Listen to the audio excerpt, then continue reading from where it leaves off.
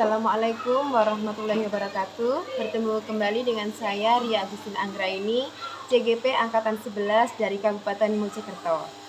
Kali ini saya akan melakukan wawancara dalam memenuhi tugas saya demonstrasi kontekstual modul 3.1. Wawancara kali ini untuk mengetahui bagaimana Bapak atau Ibu Kepala Sekolah dalam mengambil keputusan yang berkaitan dengan dilema etika dalam kehidupan sehari-hari di sekolahnya masing-masing. Mari kita saksikan.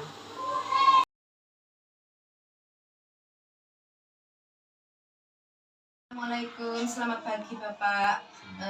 Hari ini saya akan melakukan wawancara terhadap Bapak terkait dengan tugas saya, yaitu tugas demonstrasi kontekstual modul 3.1 CGP Angkatan 11. Boleh ya Pak ya? Monggo, dengan senang hati, siap. Oke, langsung saja saya mulai ya Pak dengan pertanyaan yang pertama. Selama ini bagaimana Bapak dapat mengidentifikasi kasus-kasus yang merupakan dilema etika atau bujukan moral di sekolah?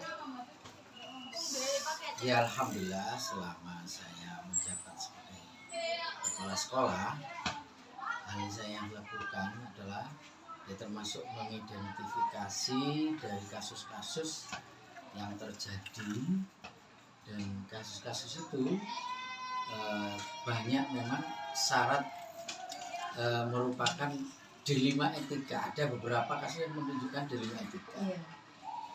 Kedua masalah itu memang berbenturan tapi tidak melanggar hukum serta norma-norma yang berlaku atau menimbulkan ketidaknyamanan sosial, dan sebaliknya jika kasus tersebut melanggar moral atau norma, maka itu adalah rujukan moral.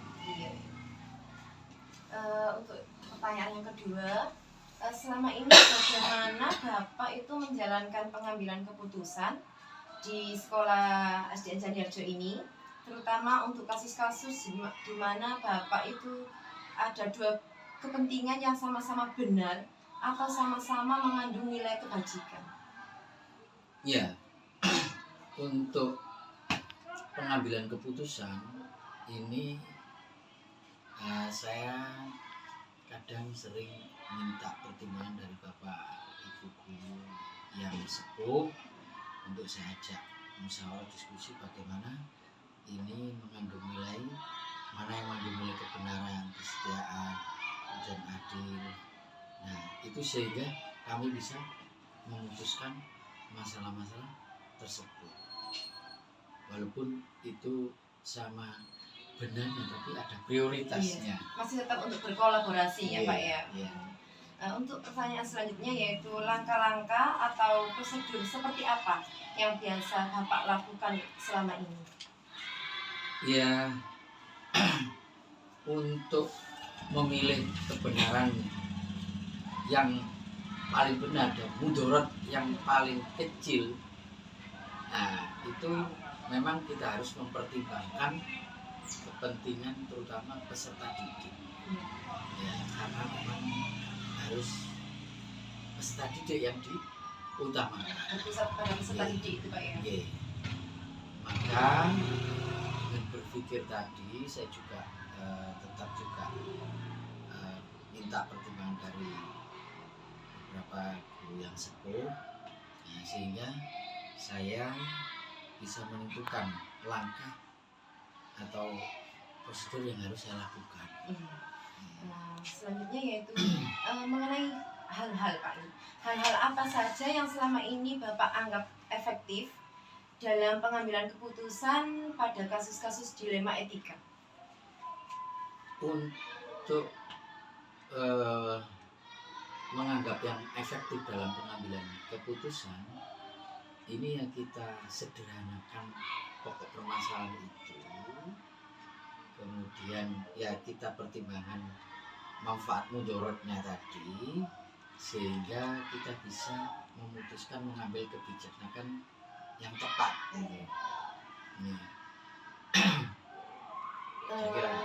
Selanjutnya yaitu hal-hal apa saja yang selama ini merupakan tantangan dalam pengambilan keputusan pada kasus-kasus dilema etika di sekolah SDN Jandiharjo, Pak? Nah, untuk tantangan dalam mengambil keputusan itu memang kita harus mempertimbangkan secara jeli, juga memahamkan kepada pihak-pihak yang mungkin ada yang tidak menerima dengan keputusan ini. Nah, ini harus dipahamkan bagaimana dia itu bisa menerima secara ikhlas dan bisa menjalankan keputusan serta tetap istiqomah dalam menjalankan keputusan yang sudah disepakati, yang sudah diputuskan bersama. Pokoknya intinya itu tidak memberatkan salah satu pihak, Pak ya. Ya, betul. Selanjutnya yaitu apakah Bapak itu memiliki sebuah tata kelola atau jadwal tertentu dalam sebuah penyelesaian kasus dilema etika ini, dan apakah Bapak langsung menyelesaikan di tempat atau memiliki sebuah jadwal untuk menyelesaikannya, dan bentuk atau prosedur seperti apa yang Bapak jalankan selama ini? Untuk prioritas penyelesaian itu ya, kalau memang itu harus segera diselesaikan, maka kita prioritaskan segera ya, waktu itu kita selesaikan dan di tempat itu. Nah, kemudian ada prioritas berikutnya ya, masalah-masalah yang lebih kecil. Jadi tidak harus terjadwal secara waktu, secara rinci enggak, tapi ada skala prioritas dan segera penanganan permasalahan itu segera diselesaikan dengan secepatnya. Selanjutnya yaitu adakah seseorang atau faktor-faktor apa Bapak yang selama ini mempermudah atau membantu Bapak dalam pengambilan keputusan dalam kasus dilema etika ini? Yang terjadi di sekolah ini. Nah, ini alhamdulillah dengan bantuan Bapak Guru yang sudah pengalaman, kami minta pertimbangan beliau sehingga pengambilan keputusan itu lebih mudah, lebih tepat karena ada pertimbangan dan juga saran-saran dari beliau itu. Yang terakhir ini Bapak ya, dari semua hal yang telah disampaikan tadi, pembelajaran apa yang dapat Bapak petik dari pengalaman Bapak saat mengambil keputusan dilema etika ini? Dengan pengalaman yang sudah terjadi, banyak manfaat-manfaat yang kami dapatkan ya dalam mengambil keputusan itu, sehingga untuk mengambil keputusan berikutnya itu kita bisa lebih jeli, lebih bijaksana ya, dari pengalaman-pengalaman menangani masalah-masalah hal tersebut atau menangani masalah dilema etika tadi. Terima kasih Bapak atas waktunya yang diberikan kepada saya saat siang ini. Semoga Bapak dapat menjadi teladan dan bijaksana dalam memimpin sekolah SDN Canirjo ini Bapak. Dan mudah-mudahan Bapak selalu sehat walafiat. Amin, amin. Terima kasih Terima Bapak. kasih, sama-sama.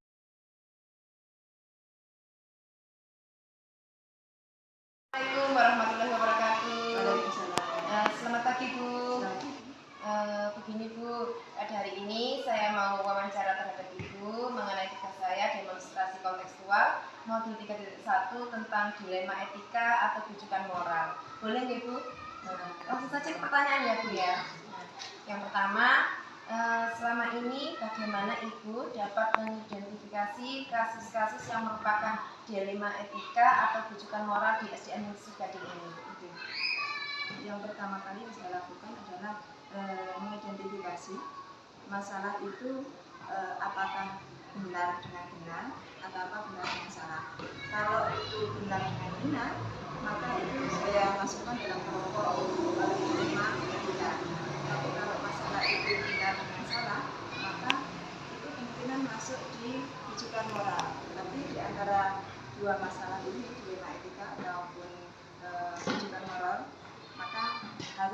memutuskan salah satu. Saya harus memilih salah satu. Iya. Yang cara mengidentifikasi kasus-kasusnya itu bagaimana? Saya akan melihat dulu masalah itu, apakah itu masalah yang sedang, masalah ringan, berat atau sedang atau berat. Jadi nanti saya memutuskannya, saya akan memilih yang mana yang harus memerlukan tindakan yang secepatnya. Itu maka yang akan saya lakukan dulu. Jadi termasuk masalah itu tergolong ringan, sedang ataupun berat. Yang kedua, selama ini bagaimana itu menjalankan pengambilan keputusan di SDN Cikadeng ini, terutama tentang untuk kasus-kasus di mana ada dua kepentingan yang sama-sama benar atau sama-sama mengambil nilai kebajikan. Jadi karena masalah tadi kalau sudah saya identifikasi dan dua-duanya benar, tapi saya yakin harus ada satu yang dipilihkan ya. Maka di antara lain yang sesuai dengan sudah saya jelaskan yang pertama tadi, saya akan mengidentifikasi apakah itu termasuk masalah yang ringan, sedang atau berat. Maka jelas itu nanti beresiko tiga-tiganya. Maka dalam memutuskan saya akan memilih resiko terendah dengan cara saya berkoordinasi dengan teman-teman di sini sesuai dengan tugas pokok dan fungsinya. Terutama saya akan memilih teman-teman yang mempunyai kebijakan dalam mengambil keputusan dengan syarat keputusan yang kita ambil nanti mempunyai risiko yang terendah. Baik. Yang ketiga, saya mau tanya itu langkah-langkah atau prosedur seperti apa yang biasa Ibu lakukan untuk mengambil untuk mengatasi masalah dilema etika ini? Langkah yang saya ambil yang pertama itu identifikasi masalah ya. Berikutnya saya akan melakukan langkah-langkah sesuai dengan 9 langkah dalam pengambilan keputusan. Dan nanti kalau langkah per langkah sudah saya lakukan, maka saya akan mengambil keputusan sesuai dengan yang saya anggap terbaik, keputusan terbaik. Dan seperti yang sudah saya jelaskan sebelumnya, saya akan mengambil keputusan yang berisiko terendah. Untuk selanjutnya, hal-hal apa saja yang selama ini Ibu anggap efektif dalam pengambilan keputusan pada kasus-kasus dilema etika ini? Yang efektif itu saya anggap efektif adalah musyawarah. Jadi setelah identifikasi masalah dengan teman-teman, maka kalau itu memungkinkan saya minta pendapat ke teman-teman dalam pengambilan keputusan, maka masalah itu akan saya konsultasikan, saya diskusikan dengan teman-teman sejawat. Seperti yang sudah saya jelaskan tadi, saya akan memilih teman-teman yang bijaksana dalam pengambilan keputusan sehingga nanti resikonya bisa saya tekan gitu, sehingga keputusan yang saya ambil nanti optimal. Berarti tetap berkolaborasi ya, berkolaborasi dengan teman-teman sejawat. Selanjutnya, hal-hal apa saja yang selama ini yang merupakan tantangan dalam pengambilan keputusan pada kasus-kasus dilema etika ini? Tantangan dalam sebuah lembaga jelas pasti tidak semuanya itu sependapat dengan kita. Jadi ada satu atau dua orang dari teman kita nanti yang tidak setuju dengan keputusan kita, itu merupakan tantangan bagi saya. Dan apalagi mungkin itu sudah hasil keputusan, tapi dia tidak sadar bahwa itu keputusan bersama itu harus kita jalankan. Jadi dia harus mengalah dengan suara bersama. Nah, tapi kalau dia tetap ngotot, itu merupakan tantangan bagi saya untuk melunturkan ngototnya itu sehingga mau mematuhi apa yang sudah menjadi keputusan kita. Yang ini, apakah Anda memiliki sebuah tata kelola atau jadwal tertentu dalam sebuah penyelesaian kasus dilema etika ini? Dan apakah Ibu ini langsung menyelesaikan di tempat atau memiliki sebuah jadwal untuk menyelesaikannya? Dan apa ya bentuk atau prosedur seperti apa yang Ibu akan jalankan? Saya kembali ke yang awal ya. Jadi saya identifikasi dulu apakah masalah itu butuh penyelesaian secara cepat atau tidak. Untuk jadwal saya tidak punya jadwal secara khusus dalam penyelesaian masalah begitu di etika maupun rujukan moral. Tapi spontanitas saja, spontan. Kalau itu memang butuh penyelesaian secara cepat, maka saya selesaikan dengan cepat pula. Ya, saya tidak memutuskan sendiri, tapi sesuai dengan kebutuhan ya. Kalau memang itu secara cepat dan tidak memungkinkan saya untuk berkoordinasi dan berkolaborasi dengan teman-teman, maka itu akan saya putuskan sendiri, tapi saya akan berusaha untuk mencari cara yang paling bijaksana untuk menekan risiko, gitu ya. Jadi spontan, saya tidak punya jadwal khusus untuk menyelesaikan tertuju pada masalah yang berat, sedang, dan ringan tadi ya. Iya, kalau itu memang butuh penyelesaian cepat, saya tidak perlu jadwal, tapi langsung saya selesaikan. Bisa jadi penyelesaian masalah itu saya selesaikan di tempat itu juga. Untuk yang pertanyaan nomor 7, adakah seseorang atau faktor-faktor apa yang selama ini mempermudah atau membantu Ibu dalam mengambil keputusan dan kasus-kasus dilema etika ini? Yang paling membantu ya teman sejawat ya dalam satu lembaga ini yang mereka bisa saya ajak bekerja sama. Tapi kalau saya anggap itu kurang optimal, maka saya akan berkoordinasi dengan atasan saya, minimal ya pengawas atau ketua K3 S itu saya curhati tentang masalah saya untuk mencari solusi terbaik. Yang terakhir Bu Eni, dari semua hal yang telah kita sampaikan ini tadi, Bu, pembelajaran apa yang dapat Ibu petik dari pengalaman Ibu selama mengambil keputusan tentang dilema etika? Dalam pengambilan keputusan, karena ini jelas nanti apa yang kita putuskan akan beresiko berpengaruh pada lembaga, maka dalam mengambil keputusan kita harus meletakkan kebijaksanaan di atas segalanya. Kita mengutamakan kepentingan sekolah di samping kepentingan pribadi. Jadi saya akan mengambilkan kepentingan pribadi dalam pengambilan keputusan. Ya. Seperti yang sudah saya jelaskan seperti awal tadi, saya akan mengambil resiko terendah. Jadi dalam pengambilan keputusan itu, menurut saya seseorang pimpinan dalam mengambil keputusan harus bijaksana dalam memutuskan, karena nanti pengaruhnya akan berdampak. Berarti tidak memberatkan sebelah pihak ya? Iya. Terima kasih Bu atas waktunya yang sudah diberikan kepada saya. Semoga Ibu menjadi tauladan dan bijaksana dalam memimpin SDSI ini. Terima kasih ya Bu. Wassalamualaikum warahmatullahi wabarakatuh. Waalaikumsalam.